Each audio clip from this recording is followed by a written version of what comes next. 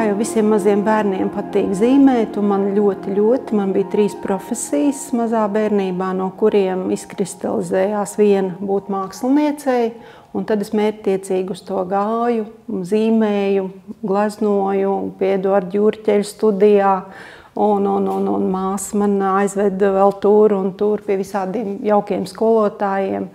Un es stājos Rīgas Lietišķās mākslas vidusskolā, un māsa man teica, tev ir jāiet uz stikliem. Kāpēc? Tāpēc, ka tā ir vislabākā nodaļa. Tur māca zīmēt, gleznot kompozīciju, visu, bet plus vēl stiklu.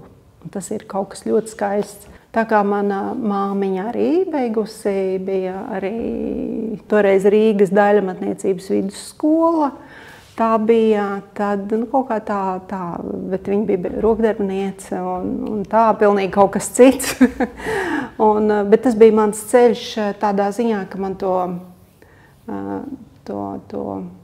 ceļu, es biju ļoti tāds klausīgs, tāds mazs bērns.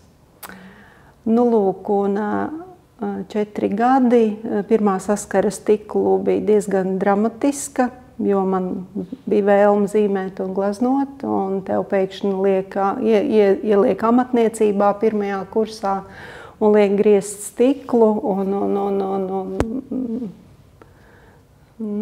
tā, tas praktiskais man likās, bet tā kā vēl pie visas tāds ļoti nepacietīgs bērns, man vajadzēja ātri un akvarelēt, tas bija mans mīļākais. Mīļākā tehnika bija akvarelis, kur viss notiek ātri, viegli un skaisti, un meistarība aug strādājot. Tad stikls ar tā izpausmēm bija tāds mazliet smagāks, un pirmā saskara ar līvāniem arī bija tur. Labākie tika diplomdarbu izvēlējās strādāt līvānos. Es nebiju pirmā. Lietišķās mākslas vidusskolā jebkuram tādam nepacietīgam jaunietim iemācīja tādu iešanu dziļumā. Un stiklā tas vienkārši tā pilnīgi organiski tas tā notika, un es tik daudz ko biju apguvusi. Un tad, kā tad citādi, es to neizmantošu. Kāpēc? Lai es to bagāžu, visu, kas man ir un kas man visur, kur es skatos, es redzu un es saprotu, es redzu tādas vitrāžas. Un es domāju, es taču arī tā varu. Tā. Un tāpēc pilnīgi organisku stiklu es izvēlējos, iestājos akadēmijā. Man bija 2 brīnišķīgi pasniedzēji, Arnolds Vilbergs un Tenis Grasis, gleznotājs, vitrāžists un dizains un forma. Jā, un vienmēr tāda bija vēlme.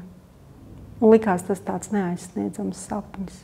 Būt līvānu rūpnīcā kā māksliniekam. Man vienkārši likās tas neiespējami un nepieejami.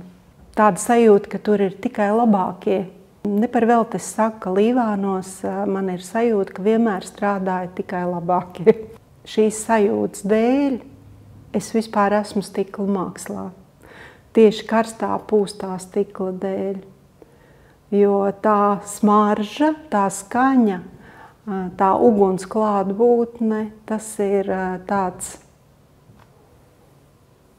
tas ir kaut kas ļoti fascinējošs, un tu vari domāt, bet tajā brīdī, kad tu esi pie krāsnīm kopā ar meistaru, ar pūtēju, ir sajūta, ka tu esi tā kā pasaules centrā. Tā sajūta, lai tu kaut ko veidot no stikla, tas ir nevienā mākslas veidā nav šī gaismas sajūta, kas nāk cauri stiklam, caur logu vai caur kaut kādu nejaušu staru, jo tajā brīdī tu vari braukt vai vairāk iznācis braukt ārpus Latvijas, uz Čehiju, uz to pašu Ukrainu, uz Lietuvu. Tāda sajūta, ka tu tam sakoncentrējies, un tad tu brauc, un tad tu arī sasniedz to mirkli noķer, domājot par rezultātu. Es galvā vienmēr redzu to darbu, tā darba vīziju, tādu, kā tas izskatās, kā tas izskatīsies, kā tam vajadzētu izskatīties.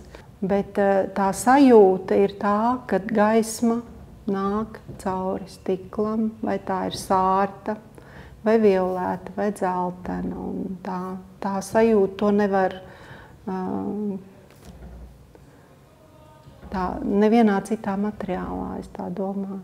Ļaujos tam plūdumam, jo katru reizi vieta un laiks ir cits, meistars ir cits. Un ir lietas, ir tā robeža, līdz kurai tu vari ļauties ārējiem apstākļiem, bet ir, ko tu noteikti saglabā sev. Un tā miedarbība ar meistaru, tas nav tik vienkārši, kā tas tā no malas dažreiz liekas. Jo tev ir tava ideja, un tev ir tava skice, un tu zini, kā to panākt. Meistars ir labs meistars, labs pūtējs. Tieši es runāju par pūsto stiklu. Noteikti tā ir pūstajā stiklā, ka meistars ir tavas, tā kā arī tu esi, nevar pateikt, kur ir tavas sirds un kur ir tava dvēsele un kur ir tavas rokas. Ja? Meistars ir tā kā tavas rokas. Tā ir kāda tāda kopēja radīšana, to galveno sev, un bieži es strādāju ar detaļām. Es jaucu tehnikas.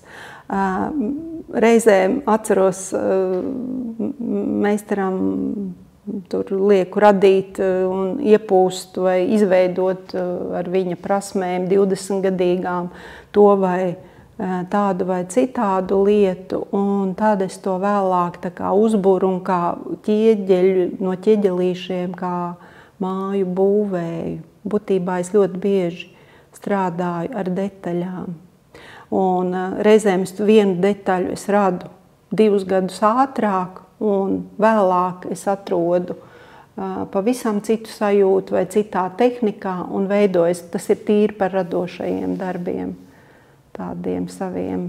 Jo kādreiz arī bijis, ka kāds meistars atbrauc un ierauga to gala rezultātu, un viņš ir ļoti pārsteigts, kas tas ir. Jā, jo pavisam viņš ir domājis, kas tas būs.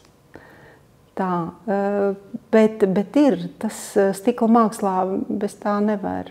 Pūstajā stiklā tas ir cits. Jā, tur ir meistars un viņa talants. Un meistara ne tikai talants, arī empātija, intelekts, viss kopā, zināšanas. Mans stikls ir mans liktenis. Tas tiešām tā ir. Mānī visu laiku kaut kas atvilka atpakaļ, un es stikla sajūtu. Man ir tāda sajūta, ka tas ir tā kā mans ceļš, man ierakstīts.